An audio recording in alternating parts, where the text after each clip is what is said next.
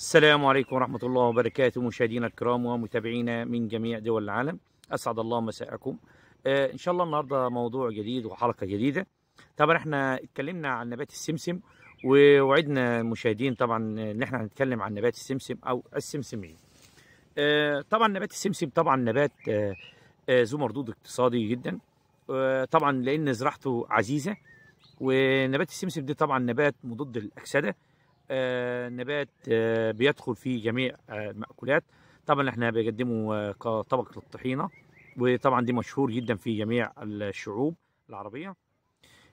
طبعا بيخش معايا السمسم في صناعة الحلويات، وأفضل الحلويات اللي احنا بنشوفها أو بناكلها أو مشاهدين معانا بيلاحظوها هي السمسمية. طبعا ليه؟ طبعا لأن النبات طبعا خالي من فيه مضادات للأكسدة، ومميزاته جميلة جدا وشيقة جدا. طبعا عشان ازرع السمسم في بعض الخطوات اللي انا المفروض اقوم بيها. ايه هي الخطوات اللي انا هقوم بيها؟ اول شيء عندي هو تجهيز الارض للزراعه. طيب ازاي اللي انا هجهز الارض للزراعه؟ اولا المفروض ان انا بسبخ او بنزل السباخ البلدي او السباخ العضوي المحلل. وطبعا اتكلمنا ازاي اللي احنا نقدر نعمل سباخ عضوي محلل، يكون خالي من بذور الحشائش، خالي من نباتوده. وطبعا بياخد الفدان حوالي 15 ل 20 متر مكعب سماد بلدي او سماد عضوي.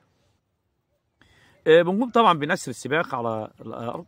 بعد ذلك بنقوم بعمليه العزيق او عمليه الحرث الارض، وتجهيز الارض طبعا لخطوط او مساطح. بعد ذلك طبعا بنقوم بعمليات الزراعه. طبعا بيحتاج معايا نبات السمسم لحوالي من 3 ل 4 كيلو جرام في حاله لو انا هزرع الطريقه اليدويه او الطريقه التقليديه. لو هزرع بالسطاره بيحتاج الفدان لحوالي 2 كيلو ل 2 كيلو ونص تجاوب. طيب بعد ما زرعنا في بعض العمليات الثانيه وقمنا بعمليات الري، في بعض العمليات الثانيه اللي انا هقوم بيها هقوم بعمليات الخف او الترقيم. دي وارد عندي ان يكون عندي نسبه صواجد في الشتلات اللي هي طلعت، ووارد عندي ان يكون عندي نسبه زياده في الارض او نسبه شتلات زياده. طبعا لازم انا اوسع او اعمل عمليه خف، ولو كان في عمليه ترقيع هقوم بعمليات الترقيع. طبعا دي بتكون في الاسابيع الاولى. بعد ذلك بقوم طبعا ان انا بظبط فترات الري لانها بتكون متقاربه خلال الفترين الشهرين الاولانيين، يعني معدل ال 60 يوم الاولانيين بكون فترات الري قريبه جدا. طبعا الاسميد النيتروجينيه بيحتاج معايا نبات السمسم لحوالي 150 كيلو جرام نيتروجين. بيحتاج معايا معدل حوالي 100 كيلو جرام. هنحاول نضيفهم بوتاسيوم. طبعا بضيف الكيماوي والبوتاسيوم على 3 فترات او على فترتين حسب جوده الارض وحسب ايه اللي انا شايف الارض قدامي او المحصول محتاج او لا.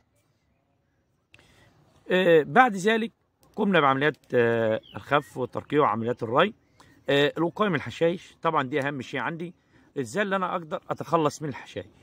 هستخدم طبعا افضل المركبات الموجوده او مركبات الحشائش شغاله في او متفاعله معايا في الرفيعه والحوليه، هو نبات السلكت او مبيد السلكت صوبا. طبعا بستخدم معدل 250 ل 300 سم لكل فدان، ويكون الرش طبعا على الطرة.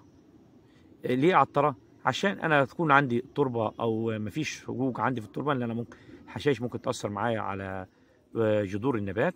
بيكون الارض تربه طريه طبعا بتكون حنينه، اقدر ارش حتى المبيد يكون معايا بعمليه التفعيل. بعد ذلك اصناف السمسم او ايه هي اصناف السمسم؟ طبعا في عندي السمسم الذهبي والسمسم الازرق والسمسم الابيض.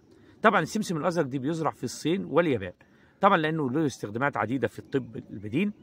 السمسم الذهبي طبعا دي بيزرع في الدول العربيه والدول الافريقيه. سمسم الابيض طبعا دي المشهور عندنا في مصر هنا السمسم الابيض. طبعا هذه الانواع طبعا لها قيمه غذائيه عاليه جدا. معدل او انتاج الفدان من نبات السمسم بيكون بيتراوح حوالي 7 أرادب. طيب يعني ايه 7 أرادب؟ يعني بينتج معايا الفدان من حوالي من 500 كيلو ل 600 كيلو جرام بذره جافه وجاهزه على الاستخدام. معدل الارداب او وزن الارداب من السمسم بيكون حوالي 120 كيلو جرام من نبات السمسم.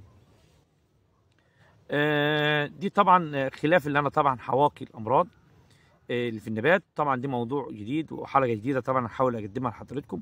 ايه هي الامراض بتصيب معايا نبات السمسم، ونقدر نفصلها مع بعض ان شاء الله، وان احنا ازاي نقدر نوقيها او فترات الرش الموجوده في نبات السمسم.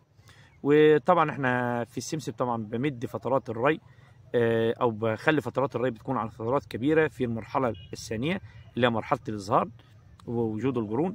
طبعا ليه ديت؟ عشان ما تعملش معايا ذبول في النبات او تؤدي الى ذبول النبات وموت بعض الشتلات. طبعا ما تنسوناش باشتراككم ودعمكم لقناتنا، وان شاء الله انتظرونا في فيديو جديد وحلقه جديده، والسلام عليكم ورحمه الله وبركاته.